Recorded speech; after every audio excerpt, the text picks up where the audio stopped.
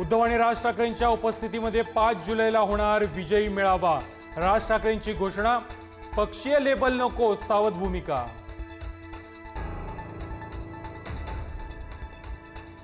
पहिलीपासून हिंदीचा GR रद्द झाल्यानंतर मुंबई आणि नाशिकमध्ये मनसेचा जल्लोष, फटाक्यांची आतषबाजी करत आनंदोत्सव साजरा।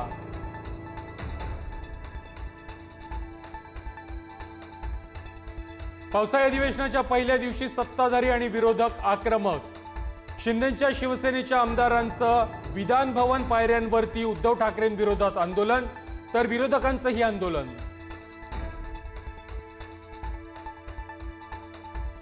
पावसाळी अधिवेशनही विरोधी पक्षनेत्या विनाच, सत्ताधारी अनुकूल मात्र निर्णय विधानसभा अध्यक्ष घेणार। भास्कर जाधवांच्या नाराजीचा मुख्यमंत्र्यांकडून उल्लेख।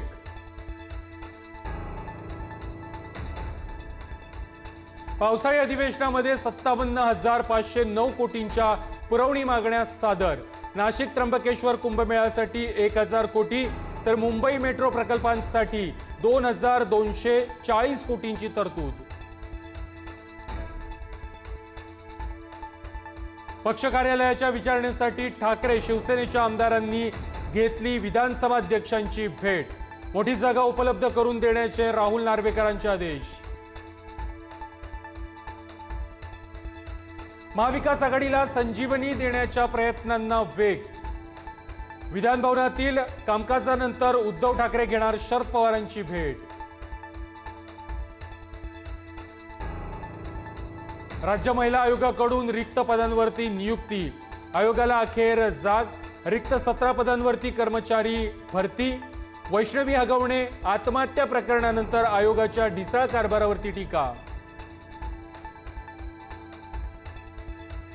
महाराष्ट्र भाजपच्या प्रदेशाध्यक्षपदासाठी रवींद्र चव्हाणांकडून अर्ज भरला। चंद्रशेखर बावनकुळेंकडून किरेन रिजिजूंकडे अर्ज सुपूर्द, उद्या नवा अध्यक्ष जाहीर करणार। उत्तर महाराष्ट्रातील 2 माजी आमदार भाजपमध्ये करणार प्रवेश। धुळ्याचे माजी आमदार कुणाल पाटील आणि अपूर्व हिरे करणार भाजपत प्रवेश। नाशिक नंतर कोल्हापुरातही ठाकरेंच्या शिवसेनेला धक्का। शहर प्रमुख हर्षल सुर्वेंचा राजीनामा, तर जिल्हा प्रमुख संजय पवारांचा उपनेतेपदाचा राजीनामा। बीडमध्ये पुन्हा धनंजय मुंडे विरुद्ध संदीप क्षीरसागर संघर्ष। अल्पवयीन विद्यार्थिनी अत्याचार प्रकरणातील आरोपींसोबत क्षीरसागर काय करत होते, मुंडेंचा सवाल, तर दमानियांचेही क्षीरसागर यांच्यावर आरोप। नाशिकमध्ये इमारतीच्या बांधकामासाठी खोदलेल्या खड्ड्यामध्ये पडून 3 लहानग्यांचा मृत्यू। रविवारपासून मुलं होती बेपत्ता।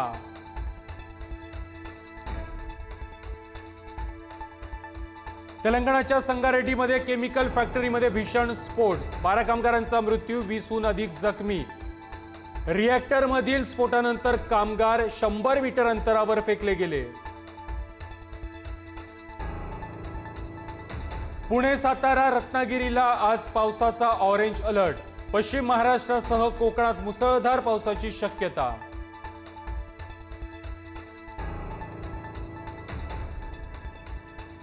तळीये ते रिशारवाडी दुःखाचे डोंगर, 4 वर्ष उलटूनही आपत्तीग्रस्तांना म्हाडाची घरं नाहीत। घरांमधील त्रुटी, गैरसोयींसह बेरोजगारीच्या समस्या। आजपासून 11वीची प्रत्यक्ष प्रवेश प्रक्रिया सुरू। 7 जुलैपर्यंत विद्यार्थ्यांना महाविद्यालयामध्ये प्रवेश घेता येणार। 9 जुलै रोजी 11वी प्रवेशाची दुसरी फेरी सुरू होणार।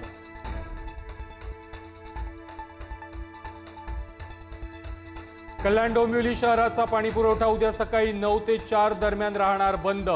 फिडरच्या देखभाल दुरुस्तीचं 7 तास होणार काम।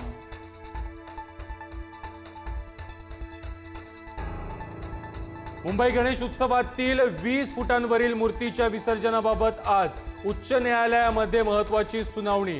राज्य सरकारला भूमिका स्पष्ट करावी लागणार।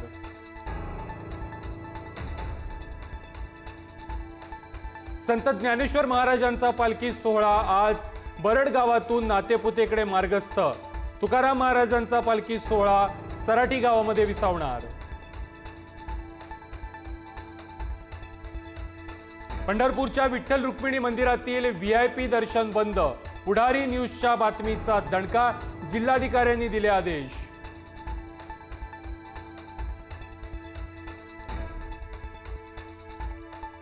मागील काही दिवसांमध्ये सोन्याचे दर तब्बल 5,000 घसरले। आज सोन्याचे दर 95 ते 97 हजारांवर राहण्याची शक्यता।